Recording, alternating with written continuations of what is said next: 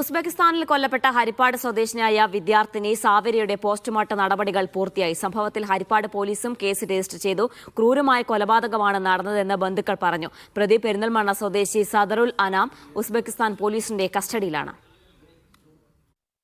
കഴിഞ്ഞ ശനിയാഴ്ചയാണ് പെൺകുട്ടി കൊല്ലപ്പെട്ട വിവരം ബന്ധുക്കൾക്ക് ലഭിക്കുന്നത്.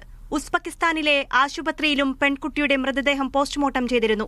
ഈ പോസ്റ്റ്മോർട്ടം റിപ്പോർട്ട് ഉപയോഗിച്ച് ഇന്ത്യയിൽ നിയമ നടപടി സാധ്യമല്ലായിരുന്നു. ഈ സാഹചര്യം മറികടക്കാനാണ് പോസ്റ്റ്മോർട്ടം ചെയ്തത്. പ്രതി സദറുൽ ആനം മതപരിവർത്തനം നടത്താൻ ശ്രമിച്ചു എന്ന് ബന്ധുക്കൾ ആരോപിച്ചു.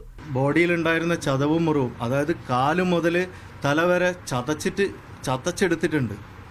ഒരു ലാപ്ടോപ്പ് കൊണ്ട് ഒരു നിമിഷം കൊണ്ട് അടിച്ച് കൊന്നൊന്നുമല്ലത്. അപ്പോൾ അവരെന്നോട് പറഞ്ഞത് വളരെ ബ്രൂട്ടലായിട്ട്, അത്രയും ബ്രൂട്ടലായിട്ടാണ് ഇത് ചെയ്തിരിക്കുന്നതെന്ന് പറഞ്ഞു. പിള്ളേർ പറഞ്ഞത് ഈ ചെക്കൻ കൺവേർട്ട് ചെയ്യാൻ വേണ്ടി, അതായത് ഈ ചെക്കൻ ഈ കുട്ടീനോട് കൺവേർട്ട് ചെയ്യാൻ വേണ്ടി വളരെയേറെ പ്രാവശ്യം നിർബന്ധിക്കുക. അവിടെയുള്ള ആ പിള്ളേർ അത് കാണുകയും ചെയ്തിരുന്നു എന്ന് പറയുന്നുണ്ട്. ഹരിപ്പാട് പോലീസിലും ബന്ധുക്കൾ പരാതി നൽകിയിരുന്നു.